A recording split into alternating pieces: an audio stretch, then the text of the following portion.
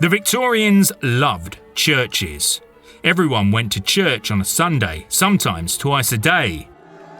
Churches were the centre of Victorian communities.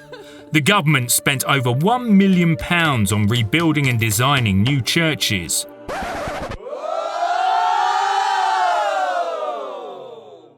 They decorated them with beautiful paintings, flowers and candles.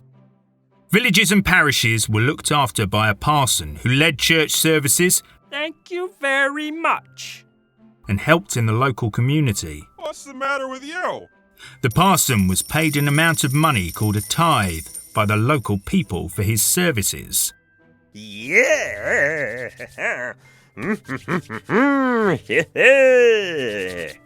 Excuse me? Lots of people enjoy going to church events like choir, picnics and outings. Yes!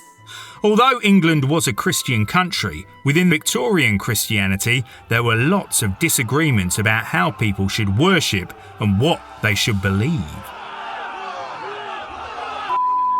These disagreements meant that lots of things changed in churches. Some more rebellious groups, called the nonconformists, broke away from the traditional church practices and created their own churches. The Victorian Church did a lot of charity work. In 1865, the Salvation Army was set up to create homes for people who were homeless and to help poor people. Sunday schools were also set up to educate poor children and teach them to read and write by using the Bible.